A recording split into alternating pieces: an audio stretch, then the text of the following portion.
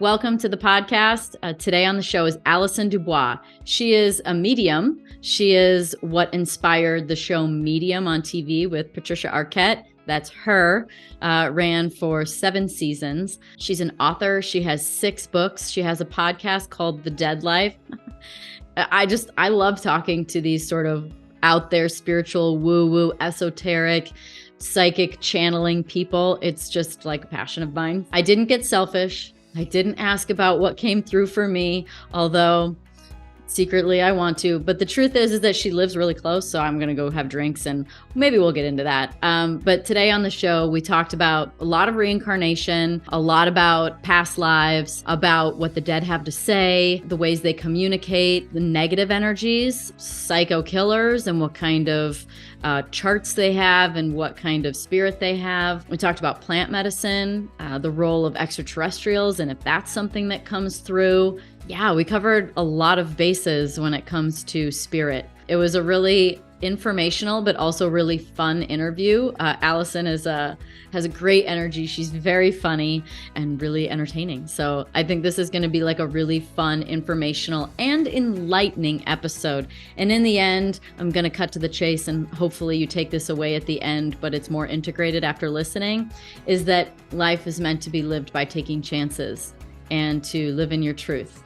And you're going to hopefully arrive at that conclusion more deeply when you finish the episode. So thank you for tuning in. Please hit subscribe. I really appreciate that. It shows me that I'm on the right track with my guests and the message is getting out there and the entertainment as well. Also hit the bell for notifications and let me know what you think in the comments. How funny that we live in the same city. How funny that we were supposed to have lunch in 2006. How funny that you were just hanging out with one of my best friends last week. It's so funny. So that restaurant you went to and had drinks for my friend Shannon's birthday is like 6 minutes from me. She was showing me your golfing pictures. Oh God, with Manolo and my friend Kyle Larson. Oh my God, we had a shit show day. Why do you live in Arizona? Have you always been here? I'm 5th generation. Yeah.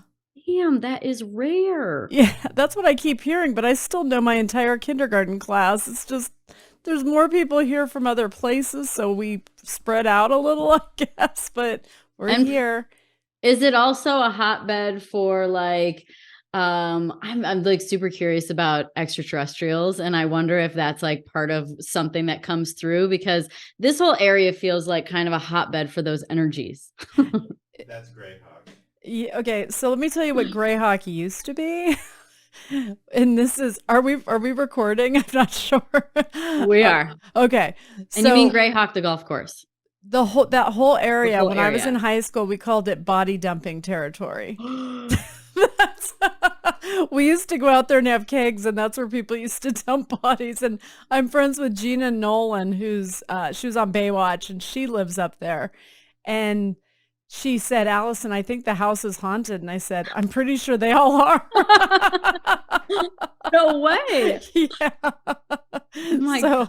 So it's good that people that moved here didn't really know that that's what that was, but that's why the rest of us stay south of Shea.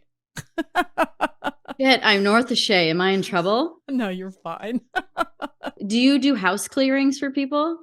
I mean, if you're a friend of mine, I do house clearing for you, but otherwise, no. I have a video on YouTube telling people how to clear a house. I need to actually put a new one of those up. So it's not hard to do, but no, I do it for a close friend, but I'm kind of busy. If I burn enough sage in Palo Santo, does that work? When you burn the sage, you actually want to go counterclockwise with your hand while it's smoking. And that's going to like tell all the energy in the house, I want you out of here. You're not welcome. And then when you burn the Palo Santo or the sweetgrass is what I burn, then you go in a more of a clockwise motion and state your intention 3 times of what you want your house's energy to be. Clockwise brings it in and counterclockwise exits. Sends it out. Right. I remember that a little bit. I could never remember the direction. I went to Egypt the beginning of last year. So a while now it feels like, but we had sistrums. And so the sistrums, it was like, you had to sort of rotate the sistrum while shaking it in a certain direction at certain points in time during ritual and during the things that we were doing. And I couldn't ever remember exactly why and what the direction was. So I just shook it both ways. Now that could get a little screwy if you shook it both ways. You're like, get out, come in, Oh get my out, God. come in. Are there things that we have to be really careful about when it comes to energies and spirits? Yes. I'm constantly telling young people this, especially Ouija boards. You do not open up portals for anything to come through when you can't control what's coming through. So even with what I do, I have Dead University. I'm the headmistress of Dead University. So I'm the professor of mediumship. And when I talk to them about this, a lot of people with abilities have weak borders and boundaries. And so they're often overwhelmed by mischievous entities that are sort of messing with weak minds is the way I would put it. So the reason the other side comes through to children so often is because they have weak borders and boundaries, and they're usually pretty gentle. So the other side's really drawn to children, but also people who do have mental health issues have weak minds and weak borders and boundaries. So that can be a problem for those people, or somebody who has kind of suicidal energy. If they have that tone to them, sort of more of a low frequency energy, they're going to draw in low frequency energy from the other side. So you sort of draw in what you put out energy wise, which we all know in the dating world. You draw in what you put out. So you have to be really careful about what you put out. Yeah. Always got to check yourself on that one. Yes. It's not really their fault. It's your fault. I've had to go through a lot of therapy to learn that. That's so funny. I was always the, it's not me, it's you person. So was I.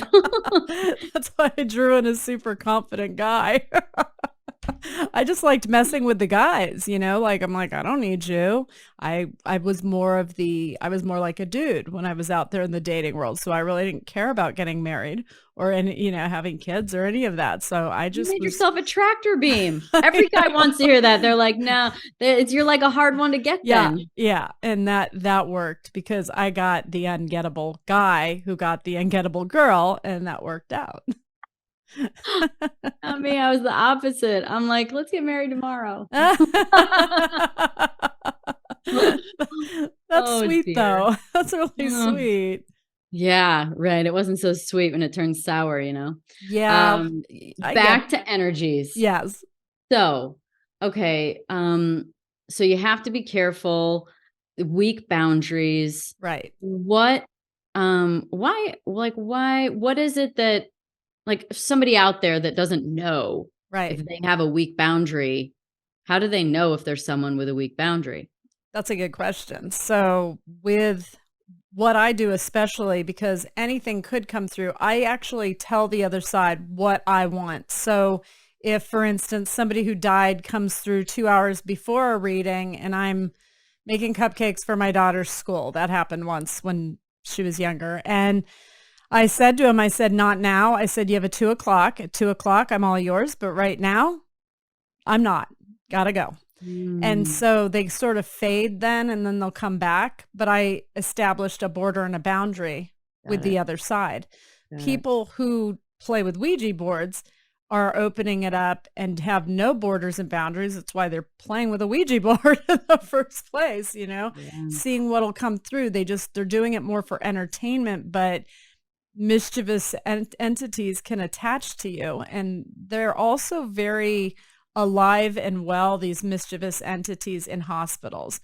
So I often tell nurses, doctors, people, police officers, people who spend a lot of time around mental health or health facilities, there's certain things you need to do to make sure you detach. So when you leave a hospital, for instance, there are people that died that didn't know that they died. So they'll try to talk to you and sort of get in the car with you, and you start making all these wrong turns on the road. It's because something has attached itself to you because it's looking for somebody to listen. Do you actually see them? Is it like they're in the passenger seat, like as if they're like, hey, will you take me home? And they get in and like, but they're actually just an energy. They're just Sometimes it's seeing them completely. It takes less energy for them to show themselves to you in your mind. It takes a lot more of their energy to project themselves completely. So it just depends on what they need and want. But they get frustrated that their families left and wouldn't hear them, that they were okay, that they're still here. Again, they don't know they've passed.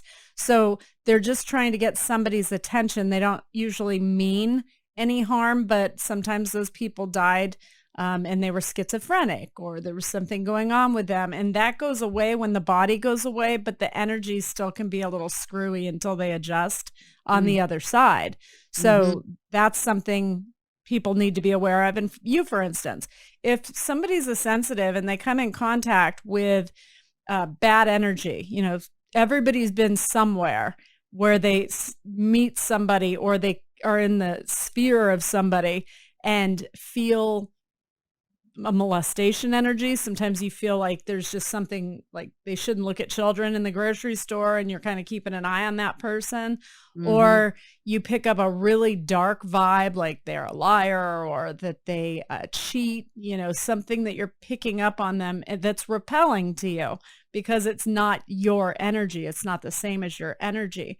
So when that happens for you, you need to make sure you go home, whether you take a bath or a shower. I call it a baptism.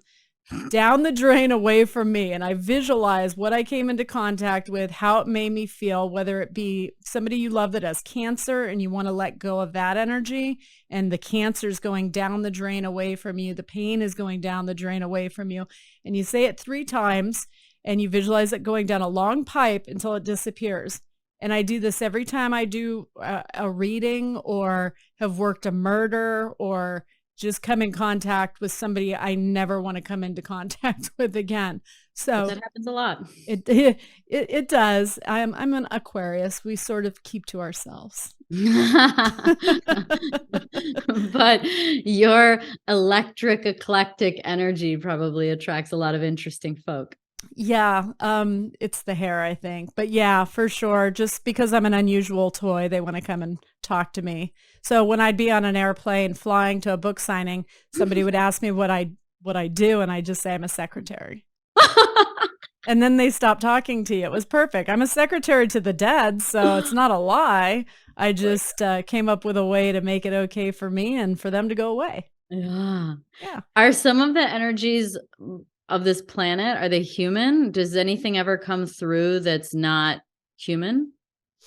I've had a couple of interactions with angels, which don't feel human. Okay. Actually, they're What was that like? It was in protection for me, so I felt very safe. But Okay. they aren't like these sweet cherubinis. They were actually sort of, their wings were more like shields, and they were standing shoulder to shoulder with their back to I was in my cabin at the time by myself trying to finish my 3rd book at the time. And it was scary. It was winter. Nobody was in the White Mountain summer homes. It was just me, and I was all alone. And so it scared me, and I felt something bad, something dangerous just outside. And so I closed my eyes, and then I saw them standing around sort of in protection. And I knew I didn't have to worry, and they just stayed right there. And it was more of a feeling of comfort, a feeling that I was safe, but that I should fear them because they weren't weak. You know, there was something about them that was very strong, stronger than any human could be. And it was very intense, is the best way that I could describe what that energy was like. It's almost as if they communicate telepathically. Yeah. So you know what their intention is. You know that they don't mean you any harm, but you also know that they're no doormat. You know, these are warriors. So I found that very interesting and eye-opening. How does the energy come through to you? Because when you said it's like it's a knowing, that's for me how it feels when I get other dimensional energies or information, like it becomes into my awareness. Right. So I'm curious, like how it comes through for you. How do you see it or hear it or feel it or know it? Like, what's your clairs? How many clairs do you have?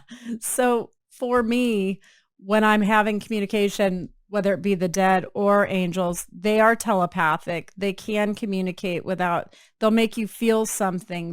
They'll show you visions or walk you through a scene as though it were a clip from a movie. They communicate in any way that they can through our own senses and what we have to offer, also our own vocabulary banks and sense of knowledge. I also can hear them. Sometimes they just speak out loud and they'll yell in my ear. And I'll just repeat what they say to my client. Like I said, I'm just a secretary to the dead. That's really all I am. And I repeat what they say to my client. And they communicate with however much energy they want to or can expel. It all depends on how much energy they have. People who lived stronger lives, connected with more people, loved big, took risks, you would be easy to bring through because you have an energy that exudes. It's like beyond, almost where sometimes, and I think it's why people see famous people on this pedestal, because they emit this light or project this energy and people are drawn to it because a lot of people have low frequency energy. So they sort of feed off of your energy. And it's why they enjoy watching things that you're on or listening to your podcast. So for me, I try and do that as much as I possibly can with my clients.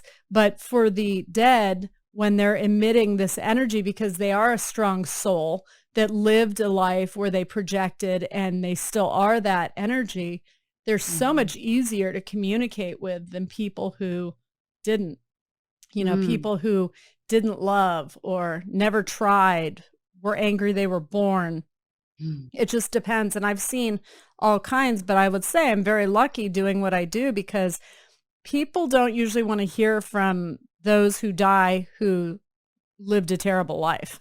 I've actually had people ask me things such as, my mother was awful. Is my mother still awful? I'm like, do you want me to bring her through or do you want to tell her she's awful? Like, where's your head at? So we got to get a baseline and an intention before we go into a reading sometimes. But usually it's because the person that died was amazing.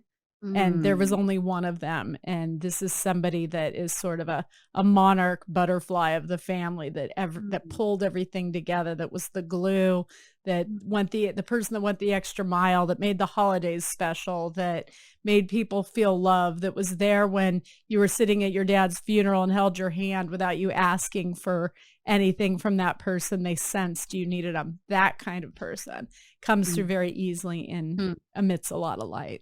Do you come in with a certain energy and that's what you got? Or can that change in this lifetime? That's a really good question. And I will say this. I have a very good friend, Tom McMullen, who's a professional astrologer. And so sometimes I have my podcast, The Dead Life, and around Halloween, we'll do serial killers charts.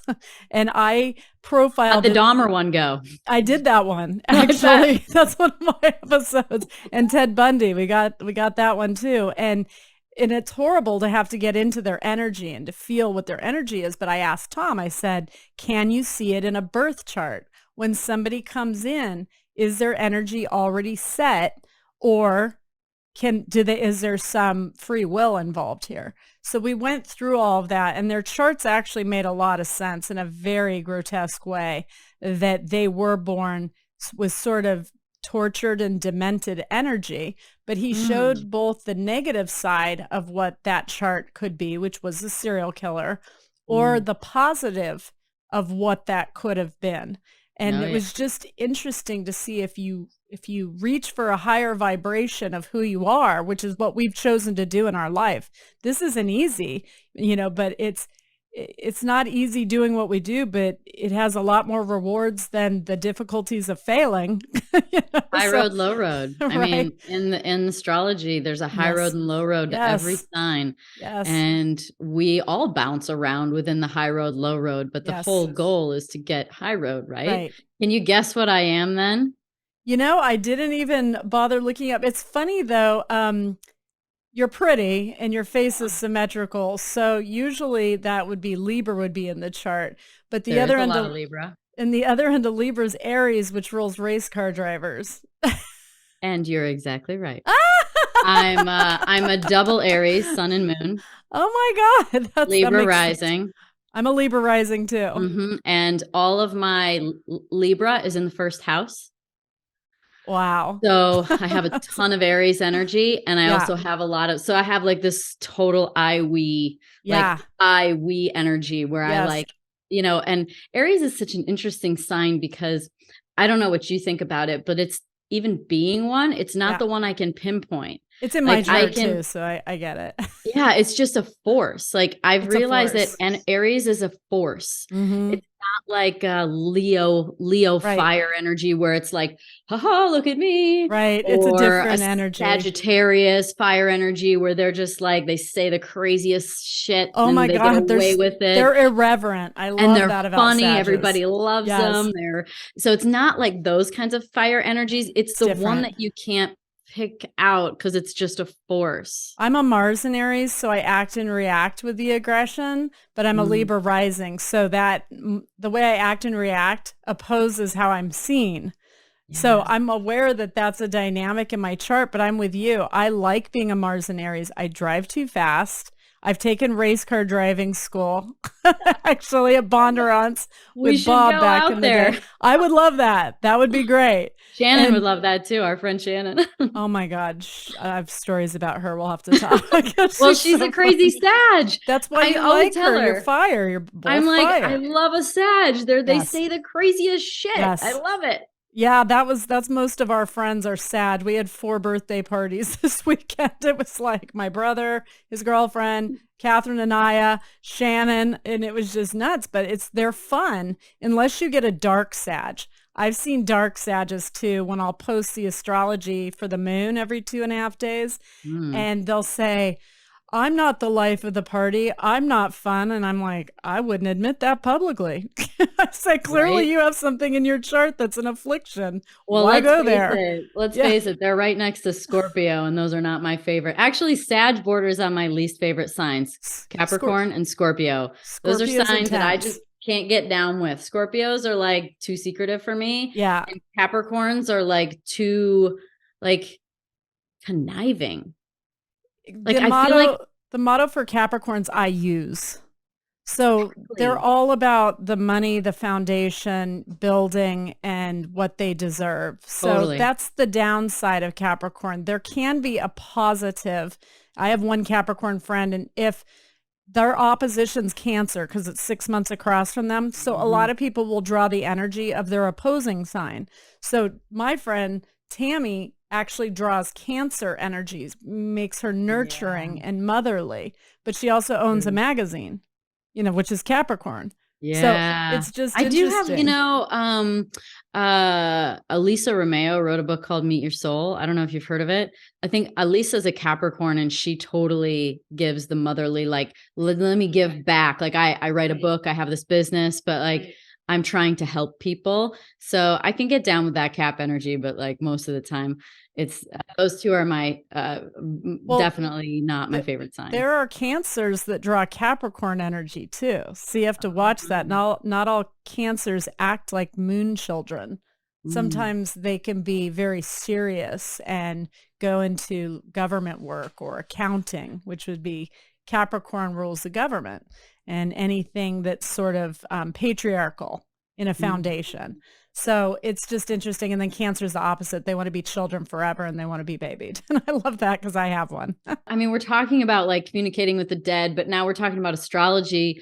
What is the link there, and how did you get into astrology? I was surprised when I learned that. I was like, oh, interesting. Like because they're not totally different. Right. They're out in this sort of esoteric realm. Yeah. But I'm just curious. We're under the same umbrella. Actually, how it happened for me, and I am Aquarius, and Aquarius does rule astrology. We just naturally can read a chart without knowing specifics of the rules of astrology. So I was able to do that in my late 20s, and I had gone to audition, because I was being studied by scientists at a university to figure out how I was doing what I was doing.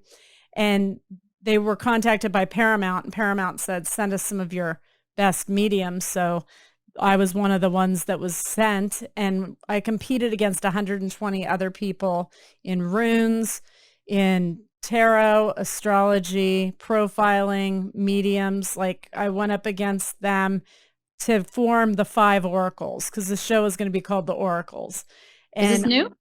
No, this was a long time ago. This was in my 20s thing. Okay. Okay.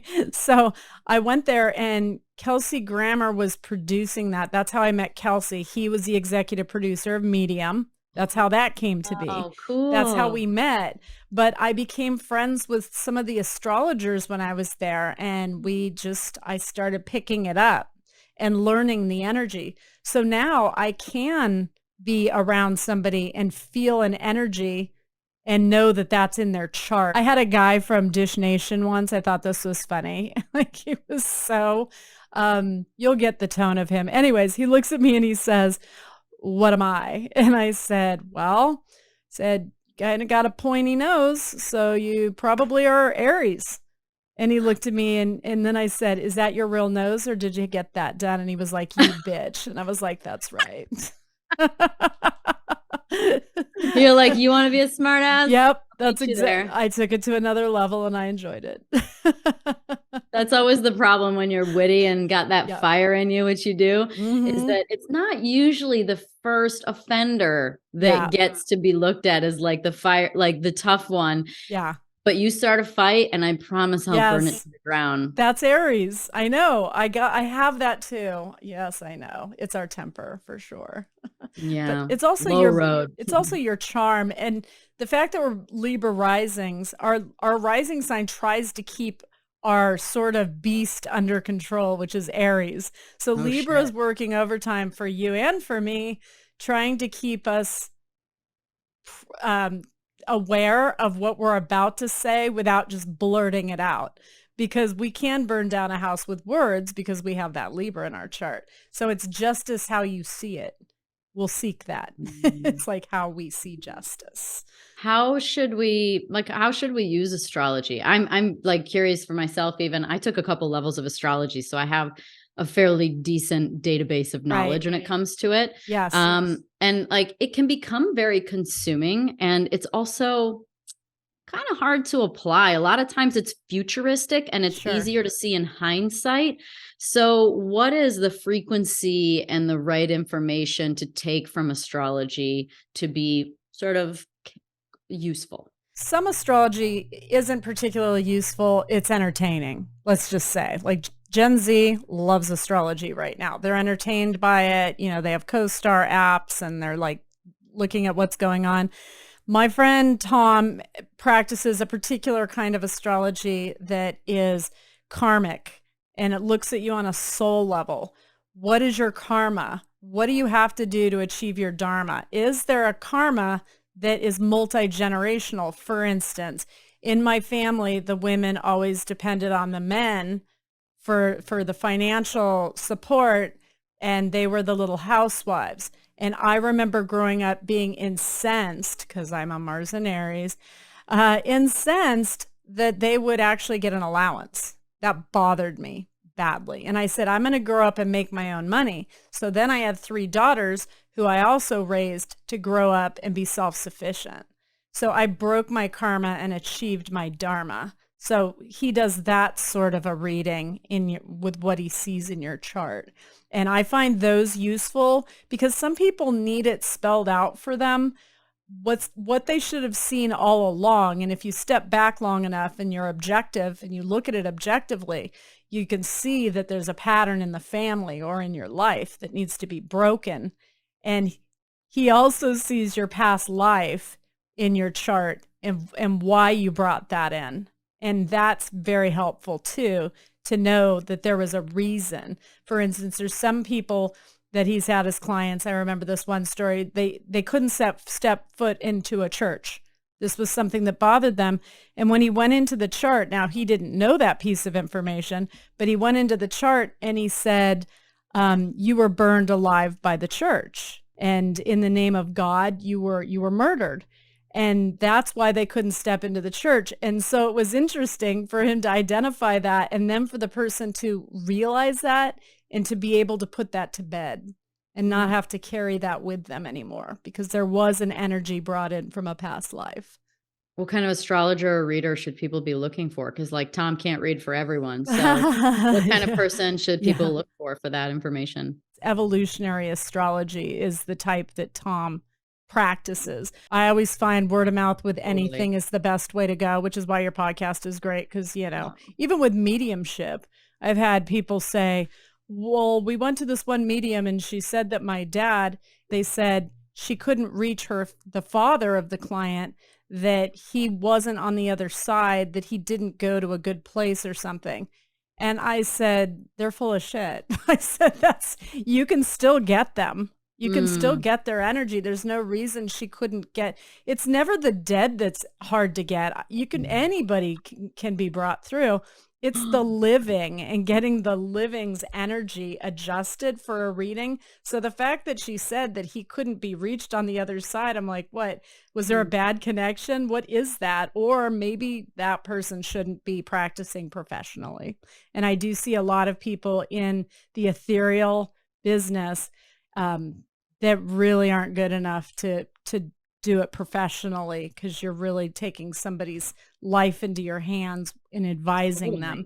For sure. So what are some bad signs like for someone? So if they can't bring someone through, or there are a couple others that are red flags, because people take this information to heart. And that's good. And I wrote a chapter in my first book. My first book was Don't Kiss Them Goodbye. And I wrote a chapter on what to look for cons, or people who, practice. I find certain like voodoo-ish, Santeria, more toned practices to be a little darker in energy. So I tend to stay away from that personally, because I fix a lot of people that are sort of ruined by a reading under that umbrella.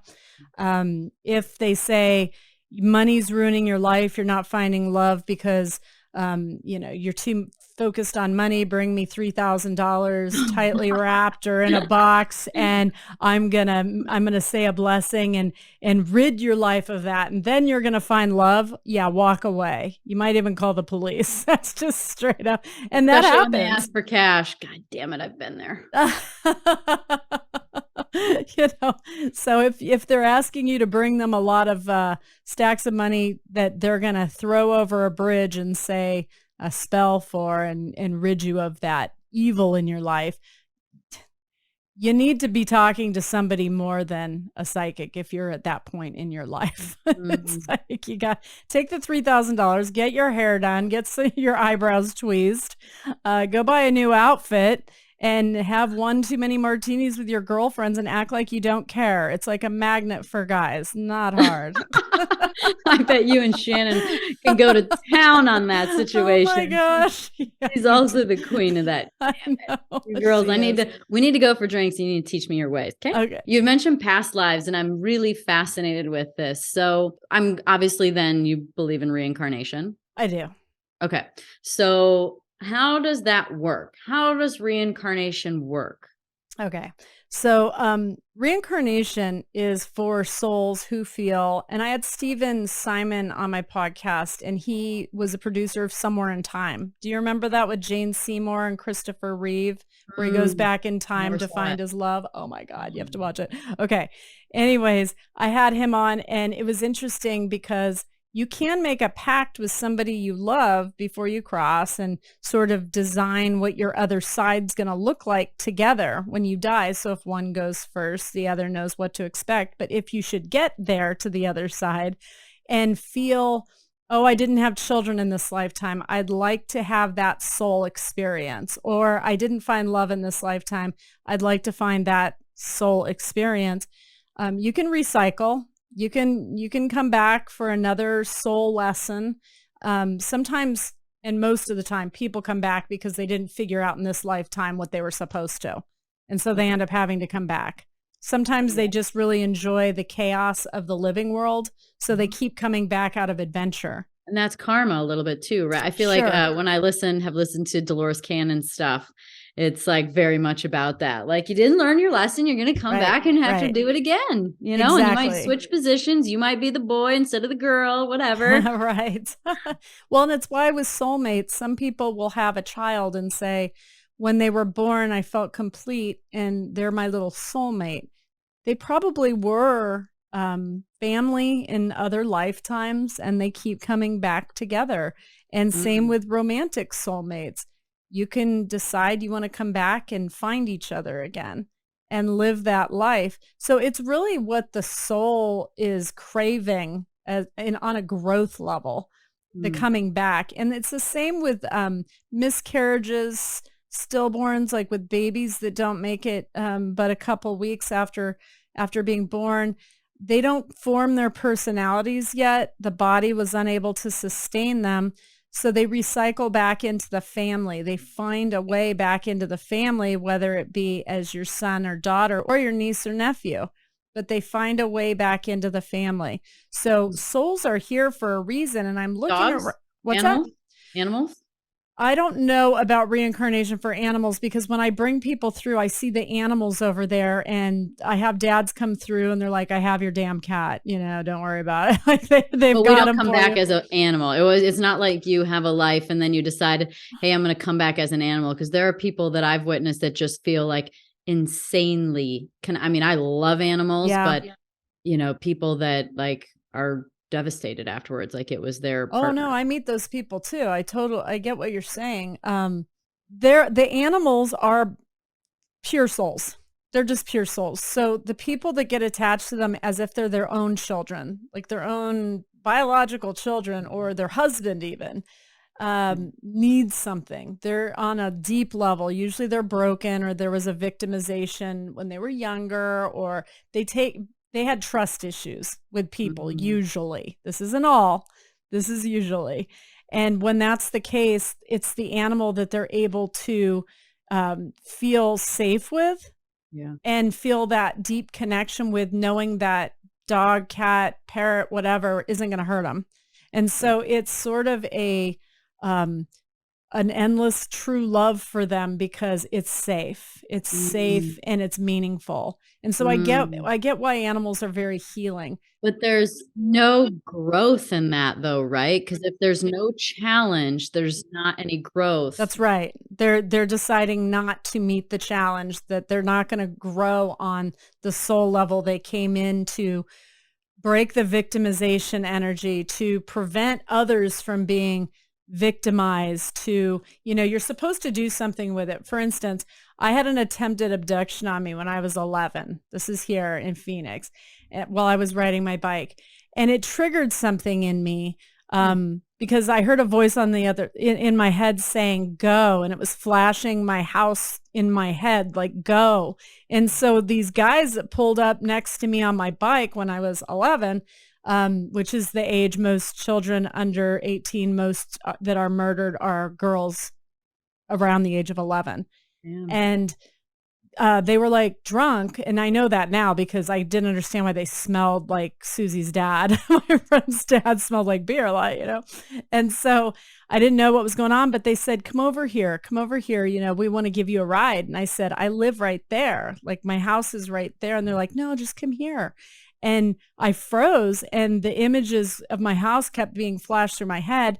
And I took off on my bike and I went home and I told my mom, and she did what the majority of parents do with attempted abduction, and she did not report it.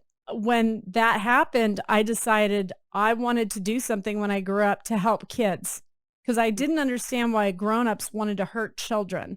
It just didn't make sense to me. It didn't seem natural, and I just didn't understand that motive. But I initiated the Amber Alert for the state of Arizona in 2000, and I served on the task force to design it. So in that moment, when I did that, whatever victim energy I may have brought in from another lifetime, I stood up and countered it. And I was very proud of that. And the first 3 kids that were saved from the Amber Alert here in Arizona, I was like, those were mine. Because if I hadn't initiated the alert, those, you know, yes, it would have happened eventually, but those first few would have fallen between the cracks. So I was very, very proud of that. Wow. Yeah. That is amazing. Yeah. So what are those people then? The ones that can do something like that, that Right. can abduct a child, abuse a child sexually, physically. What's going on? Well, there's different forms of deviant energy going on in them. I profiled killers for the prosecution years ago. And I had to get into the head of the people, or if somebody's murdered, I can bridge myself through the living person into the perpetrator. And so I did that for 20 years. I just retired. And Holy heavy. so I've actually had to get in the heads of those people and feel that attraction to the child. And I have to do it to establish motive in order to help law enforcement. So motive's important. It could be financially motivated. It could be sexually motivated. There's more of a demented energy when I tap into someone that's attracted to children. And so those people, I think it's biological. I don't think it's just their chart. I think you could find a marker in their chart, but I believe that's biological. They had wanted to study Dahmer's brain and the parents said no. And I wish they had allowed that, because I'm positive they're going to find a biological reason of how somebody, the perversion was something that was of our body and not of the energy of the person that came in. Because some of them actually feel guilty and remorse. And then there's the ones that don't. And those are the ones that I wanted Tom to run their charts, because I wanted to see if that was born like that or if it became like that. And the common denominator on the serial killers, I would say, the lack of empathy. That whether they're a psychopath or a sociopath, it's the lack of empathy. They absolutely feel nothing. And to them, it's just an adrenaline rush when they go in for the kill. And they do it just for that rush of getting away with it. Sometimes it's arrogance, like Ted Bundy. He was arrogant, and he really liked being able to lure and trick his victims into going with him. He's the one that wore the cast on his arm, so they thought he needed help, which a little Silence of the Lamb movie clip, they sort of showed that in it, where he needed help putting the sofa in the back of the van and pushed the girl into the van when she was trying to help him, but she thought he was safe because, he was on crutches or in a wheelchair. So they lure you, and it's that getting away with it and that you fell for it. It's just like shooting a deer to them, or trapping a rabbit. Like almost a sliding scale from a narcissist in a way. Yeah, Ted Bundy had a little of that narcissism going on in his chart. He had a lot of things going on in his chart. His grandfather was speculated to have actually been his father. So there was a lot going on there. So I think, biology, knock, knock. Hey, scientists, study that. Let's look at that. Yeah, but is that part of is everything, is it, I don't know, that doesn't sound like free will, but free will versus determinism. Right. So is there a plan coming in? Is that part of the plan, the lesson to learn? It could be the challenge. It could be the soul's challenge, that we're going to give you something that you're going to really want, and we need you to, in order to grow, to reserve yourself and not act on impulse. That you're going to have to vibe with your higher sense of self in this lifetime. And if you don't, you're going to be the worst of the worst. But if you do, you're going to be great and you'll overcome it. So it's not that you can overcome being attracted to children, but you could help. For instance, if you were going to vibe with the higher frequency, you could become an FBI profiler and be somebody who goes after them.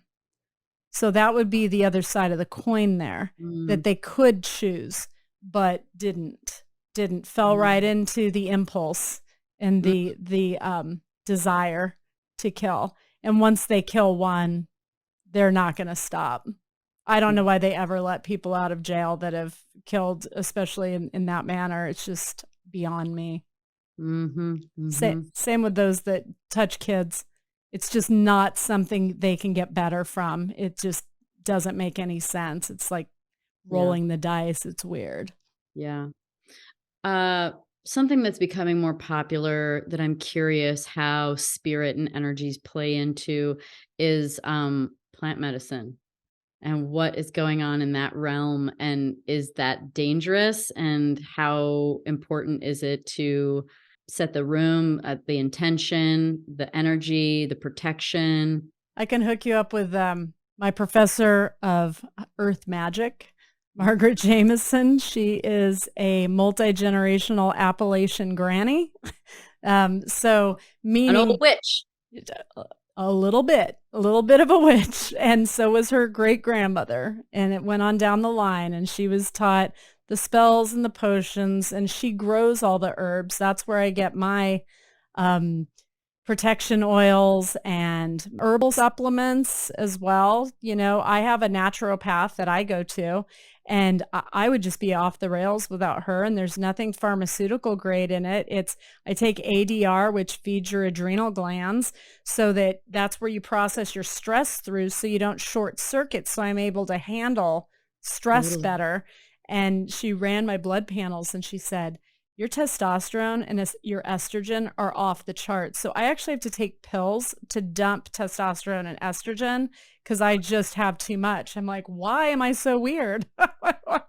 So wow. Well, I mean, like, I think that in researching, because I also love health and wellness, like you can increase your testosterone by, like, if you're a guy, I heard this, you know, if you have like dumbbells and power tools laying around, these things keep your testosterone up just the same. You know, you're talking about the cancer energy. Right. Men's testosterone actually drops when they become a dad and they're more sedentary and they're kind of, you know, caretaking. Like it's kind of interesting if it's sort of the chicken or the egg thing, because, you know, certain things can make it go up, but then other things make it go down. So I think that testosterone makes it harder for them when they get angry. They become more reactionary. Yeah. And I know what that feels like because I have too much testosterone and estrogen. Well, thank God I don't, because I don't have that high of testosterone and I'm an Aries. So I'd be totally screwed if I did. I know. It's, you know, it's why I don't carry weapons in the car.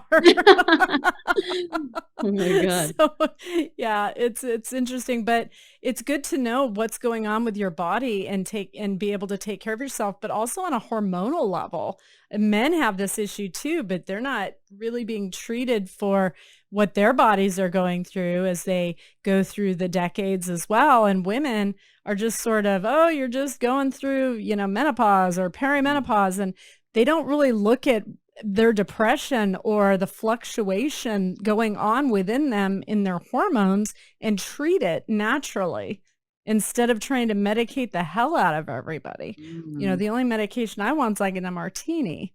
You know, that's good. I'll take that. A martini with like a couple olives. Right? It's just, well, my grandfather's actually German, and he always kept a bottle of Jaeger in the freezer and said it had medicinal purposes. So whenever we get a sore throat, you do a shot of Jaeger. Hey man, this stuff's biological. I wore a continuous blood glucose monitor, and when I'd have a glass of wine, my blood sugar would drop because I would go more into parasympathetic and relax. Wow. That's interesting. Mm-hmm. Let's hook some monitors up to all of us and test them on martinis, and then the next day we'll try tequila, Shannon's favorite, and then the next day we'll try wine, my favorite. Yes, that's so funny. I'm more of a vodka girl. Yeah, vodka, tequila, and wine. We could just rotate them all the time. We could. So is plant medicine a bad idea or a good idea? You know, especially after what we all just went through in the pandemic, I'm not telling people how to think. I'm just saying this is how I feel. I don't fully trust anything I'm hearing coming out of like Western medicine right now. Mm-hmm. So I feel much safer going the au natural route and take my D3 and vitamin C and you know, let my immune system work for me right now, and not listen to everything that's being said. So my body's great. I was a kid that ate dirt. We have high immune systems. I mean, we're those kids. They put us all together when one of them had the chicken pox so everybody could get it over with at the same time. You know, our immune systems are strong. I'm worried about the younger people that just went through the 2 years lockdown because their immune systems are shot. They didn't get that herd immunity being in the classroom. And so I do worry for them. But as far as my age group, oh my God, no, we had a popcorn ceiling and I thought popcorn, this was the stupidest things adults could have done. Popcorn, that sounds amazing. So I'm standing on the back of the couch, picking it off and tasting it to see if it tastes like popcorn. Now they have lawsuits for asbestos. Language, abracadabra. Yeah. So wait, so plant medicine is a bad idea? No. Good idea. Better than taking statins, better than taking, synthetics. Yeah. If you're taking information. I mean, it's just, it feels right to me. Everybody's got to do what's right for them. But for me, that works. But you should have Margaret on your show sometime. She is a plethora of information when it comes to the plants and the herbs and the properties in the potions and such. So, yeah, it makes me think about timelines. Do you get a feeling about that? Is it, when someone's going to die? No, not necessarily, but like shifting timelines in your life, like moving a trajectory of like every decision. This is what I've sort of come to at least think at this point in time, based on my research and watching lots of videos and listening to things, is that every decision branches off to a new timeline, like through our life. So we have these infinite amount of potential timelines going on. And the idea, and what I at least always hope and pray for, is that, like whatever is meant to come through to be in service to my highest good and highest timeline. Right. And so like with plant medicine, right, I feel like I skip a whole shitload of timelines. I'm like, my internal and external reality match when I go in, but when I come out, they don't match anymore. And it takes time for the external reality to catch up to the internal reality. And it feels to me like a major leap of timelines, because once you've experienced those things and seen what you've seen and felt what you've felt and know what you know now, you just can't go back. So is timeline something that play into information that comes from the other side? As far as occurrences in our life happening in our highest and best good, trying to get us where we need to be, I believe there are some moments that are fated in our lives, that are going to happen.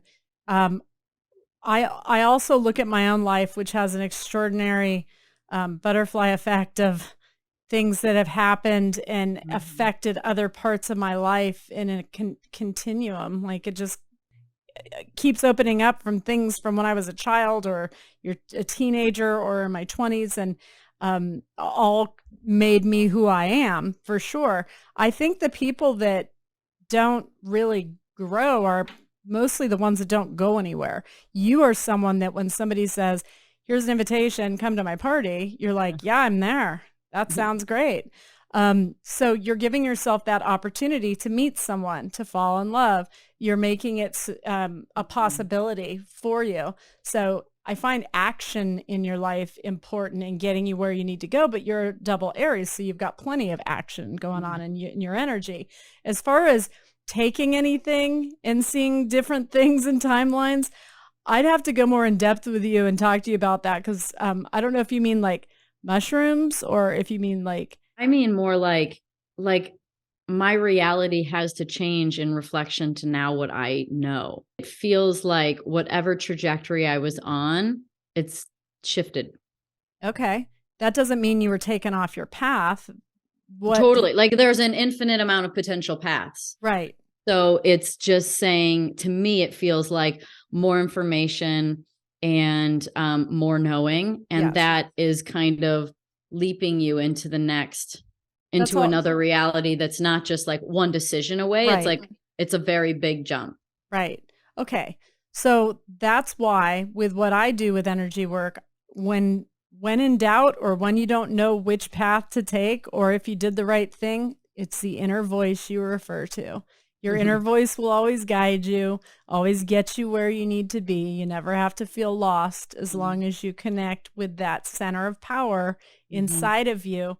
That's your vehicle guiding you on your journey. and you'll get where you're supposed to go. Like, what is getting us through this life? Because I also had a crazy experience in EMDR where, have you ever done EMDR?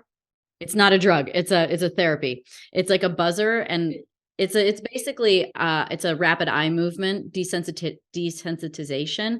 So by doing this rapid eye movement, whether someone does this to you or I have a buzzer in each hand, it bypasses your natural pattern of thinking and allows you to access memories from this point in time now. So you literally like time travel and go back and reprogram the memory because you have a new emotion now. So in these like journeys through EMDR, which are, EMDR sounds like some major like thing. It's not, it's not a crazy deal.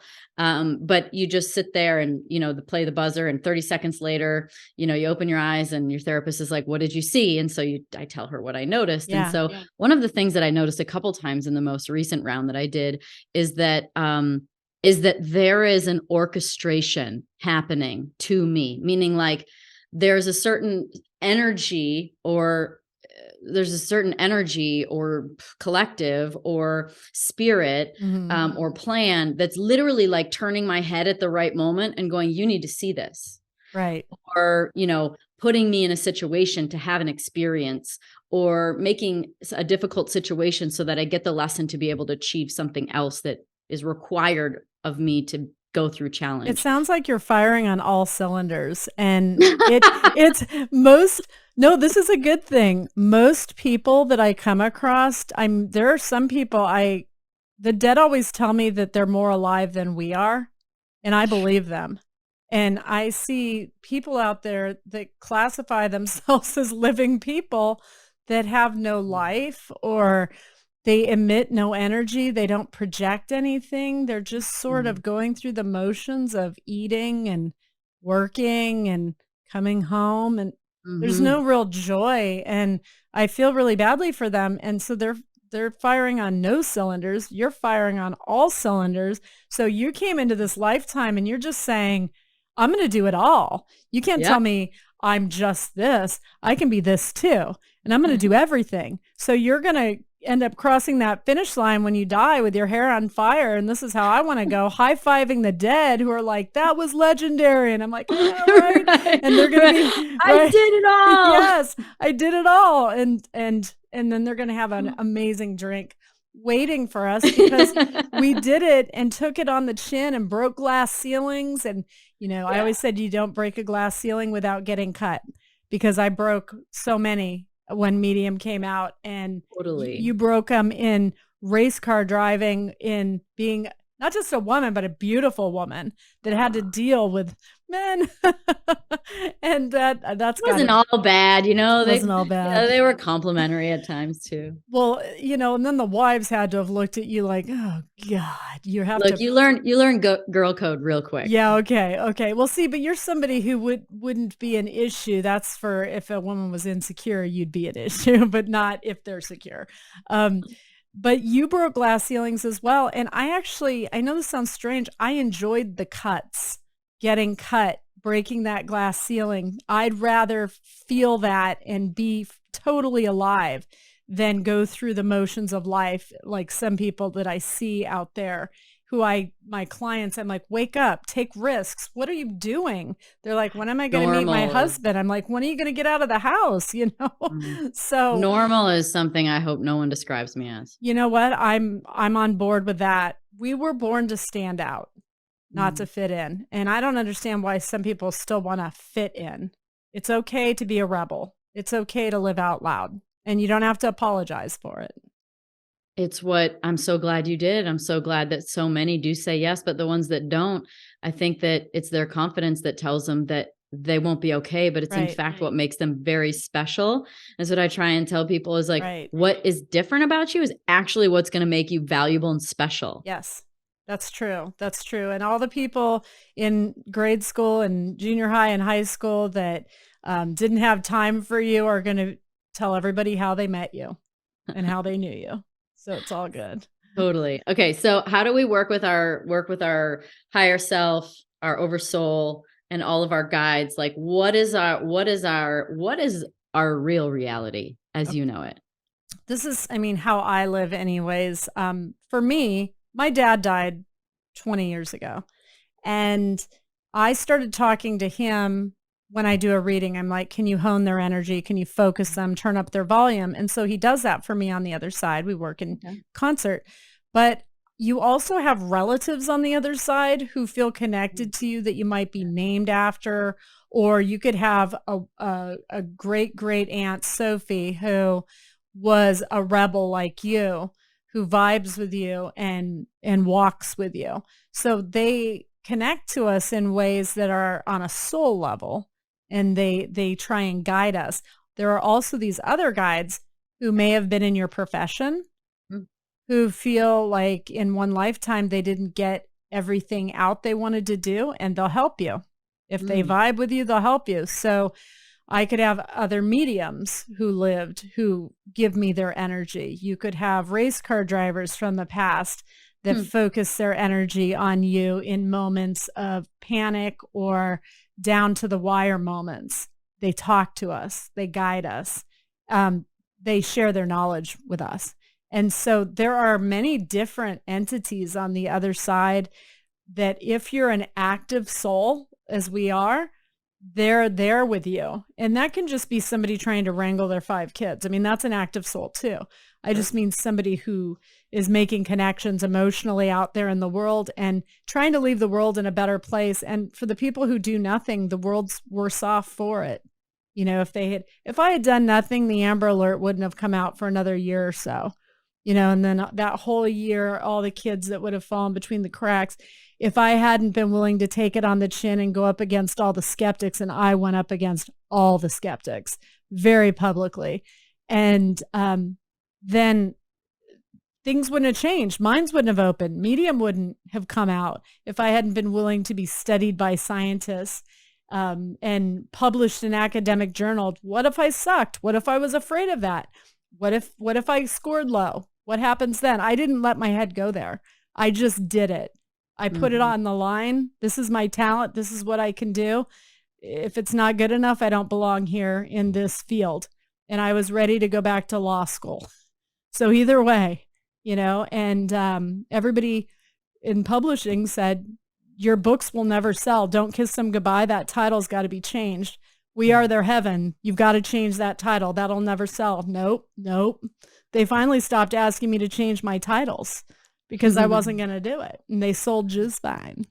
So I'm a New York Times bestselling author. So the titles actually resonated with people, and people thanked me for that. So people that are out there in the physical world giving you advice don't always know what they're talking about. So you've got to weigh it with your inner energy force and see what makes sense for you.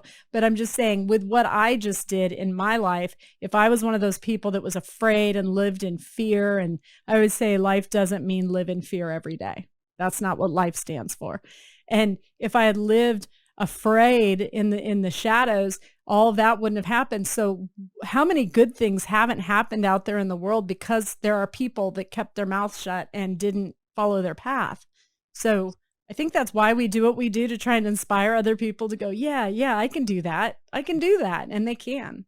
I did this past life regression, and in this regression, I ended up making it to the coast, which is where I was trying to go. I was kind of like a Native American medicine woman. Cool. And I got there and I realized that I had this pouch full of medicine, and it was like way, way back in the old, like ancient, more not ancient, but like old times. Like when California, it was just being kind of developed. It would have been LA when LA was brand new. Okay. And it was like, it was a market. I was like, oh, well, I'll do a table and have my medicine, and nobody wanted it. So I was like, okay. So then I started doing these little ceremonies at night with anyone that would come, but it turned out to only be women. And so I did this for like 10 years, and we sort of cultivated our magic and all kinds of things. And the men grew to not like it. And so I either had to leave or I had to stop doing my magic. And I stopped doing my magic. And so if I didn't stop doing my magic and I didn't leave, the energy was that I would die. I would be killed for it. Right. So, but the point of the story. Damn persecuting women. What is the point of the story, that's coming to an end. Yes. The point of the story is that I died anyway, not doing my magic. That's deep. In the regression, I like was up like on the second floor, like whatever living space. And I was like probably 40 when I had to stop, and I was like 70 and I just died. And it was like 30 years went blank in the regression. Like, I don't know what happened because I died. Like Right. Energetically, I died not doing my magic and living in my truth. And so you can either die doing your magic or die anyway not doing it. And Yes. the better off to choose life and Yes. light and energy. And because the result could be the same in the end. And so you might as well live in integrity. Yes. And so that's kind of what I heard you say, is just Yes. that, you know, you just got to live in your truth, and you got to be honest, and you have to be brave. And I think people are afraid to be honest with themselves. I think that almost is harder for them than the bravery, interestingly enough. Being honest with themselves and seeing themselves for who they really are and who they could be, and doing the work to become that person. It's worth it. But a lot of people will just keep doing the wrong thing again and again because it's what they know. It's familiar. It's why a lot of women pick a pattern of man out there in the world, and they keep drawing in the same kind over and over again, who disappoints them again and again, and they still keep doing it because it's familiar to them, even though it hurts. It's like, I don't know, it's 100% chance that it's gonna hurt if you do that, or you could do something completely the opposite of who that guy is, and there's a really good chance that he's not going to be as bad as all of the others that are your type. I think. Why do you think it's hard for people to be honest with themselves? I don't think people are quiet enough in their head often enough to even get to know themselves. I think a lot of people don't really know who they are. They don't pay enough attention to themselves because they're too busy giving their energy away to everybody else. Even on social media, look at how much energy is expelled on social media that those people aren't putting into friends or family. And, you know, with what we have to do, even as public figures, you know, it's part of what we signed up for. But there's some people out there that didn't sign up for it that just willingly give their energy away. And I don't always understand why, when they could put it back in themselves and have realizations in themselves. But they need strangers' validation more than they need to advance on a soul level or to look inward.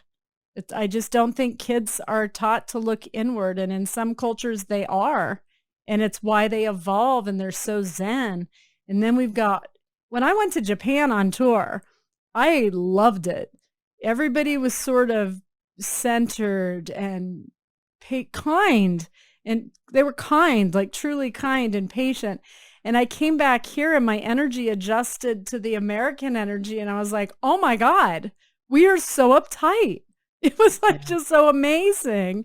Well, it's all the protection through, you know, protection of the pattern that the ego has now created a job to defend, and it's just a whole bunch of like excuses, victim blaming, we're whiny, we judge. It's like, oh my God, stop, just stop. I don't think some people know how to even stop themselves from continuing a pattern that they just keep perpetuating and that is repelling. They don't know they have a pattern. They don't even know. Yeah, they don't know. They don't even look. They don't even think about it. It's just, I think we need to teach young people to do a little bit more inner soul searching and connecting with the source of our energy rather than go get a boob job as soon as you turn 18 or go get your lips done, you know, and you'll be more valuable, you know. That's the most important energy to connect with is yourself. Is it important to connect with other energies, ascended masters or angels or anything like that? I've heard that they need you to ask them for help for them to help. So is that an important, could that be a really helpful thing in life? I've always said that it's your intention. You have to state your intention to them, what you want, what you need from them. And as soon as you do, they'll deliver it for you. They want to be invited back into your life. So when I read my clients at the end, I say, Okay. They want to be part of your life still. And they often talk about you're not an orphan. You know, the parents are like, you're not an orphan. You still have a mom. You still have a dad. And the kids that come through say, I'm still part of the family. I'm still part of the family. And they like state it and own it. And they need us to say, we still want you in our lives. You know, there's a place for you at the table during the holidays. Your ornaments high up on the tree, and it makes us smile. And we love including you in our lives. And we're not holding them here hostage. It's not like that. They stay because without us, their heaven's not complete. So they're waiting for us because we are their heaven. That's why I titled my second book, We Are Their Heaven, because I noticed they kept coming back to the living, even though they could be on the other side with all the people that they miss. They keep coming back to their children or to their parents because their heaven isn't complete without us. So they go back and forth between the worlds. And how special are we? Because we see ourselves as so insignificant sometimes. How special are we that we're versions of somebody's heaven? Like they show me memories that they are reliving that include the person that's still alive being 5 years old and, you know, mommy carrying him from the wedding he was just in. Amazing. And he's in a little suit and he fell asleep on her shoulder, and that's her heaven. That's a version of her heaven. So throughout our lives, we're adding all of these beautiful moments to lives that when our physical bodies die is what we relive on the other side. So you're creating your versions of heaven here. So you want to make it good. Don't suck. Come on. And I wish people in the physical world would see on a soul level how important they are to those that come through and say, you made me feel needed again. You know, I love you. And I have grandmothers that felt more like that was their child, you know, the grandchild, because they helped raise them. And so there's like a soulmate connection between grandmothers sometimes and the grands. It's just very beautiful. The strings are very glittery and they're beautiful and they're thin but strong, and they connect us all, living and dead. And I hope the living wake up a little bit and put themselves out there a little bit more and shine for who they are. Do those lives, when they cross over, are they able to reincarnate and still have that sort of timeline or that reality like continue as a continuum, or do they have to complete something before they can reincarnate? Some don't want to come back. Some already had their perfect life and they stay with that person and the people connected to them on the other side. There's nothing more for them to achieve. They've done everything and they've come back time and time again, and they've got the Holy Grail finally. And they stay over there and they're like, I'm blessed. And they live in that nature. And then they help other people in the physical world. Amazing. The people that didn't evolve, they do come back, and there's something that they actually agree on the other side that they need to learn, and that it might be hard. And they know what they're going to go through, but they say, I can do it. I can handle it. But then sometimes they're given a body with a chemical imbalance or some sort of challenge they didn't foresee. And it's up to them to overcome it. It's hard to be human. I'm sure you've answered this many times, and I don't like to ask questions that you've probably been asked before as much as humanly possible. But I do want to know, like, what the most sort of common message from the other side is to help us to live a better life. Like, what is it that they want to tell us? The don't live in fear one is a very big one that they come through with and say, take risks, be who you are. Don't worry about me. I know how much you love me. That's another big one. There are no goodbyes for the people that are hung up over they didn't get to their dad's bedside before he died, or their moms, or they weren't there with their child when they died. There are no goodbyes. So they're like, don't get hung up on that word.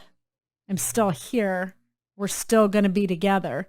And then when my dad died, and this helped me, I heard a voice, and it's told me, Every day you wake up is a good day. Every day you wake up is a day closer to seeing your dad again. He's not your past. He's your present and future. You're not leaving him behind. You're moving towards him. And then when I would get out of bed the next day, I recognized I was a day closer to him, and it healed something in me to know that. And if it's perspective, we're actually moving towards them. Why are we spending so much time being sad?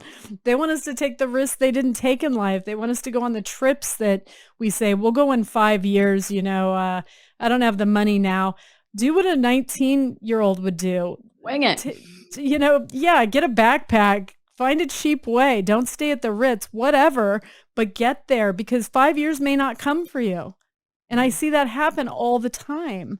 So I do stupid things. Like I wanted to eat Lucky Charms in Ireland because I promised 11-year-old Allison, me, that I would one day when I was eating my Lucky Charms. I'm like, I'm going to go to Ireland and I'm going to eat Lucky Charms there. And I did. And I rolled down a hill of clovers. So my list is maybe different than other people, but it brings me joy. Oh my God. That's what it's all about. I can't believe I didn't have that one. My last name is Patrick. You'd think I'd want to go eat Lucky Charms in Ireland and land and find the pot of gold at the end of the Clover Hill. That's what I'm talking about. Put it on your list. Totally.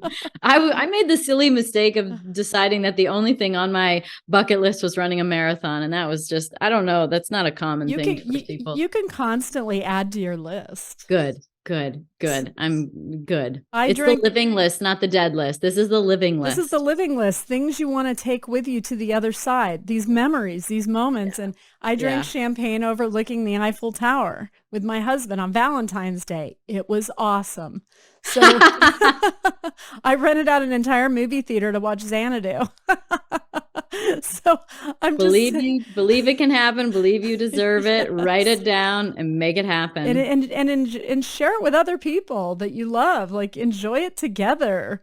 It's great. It's great. It's exciting. True.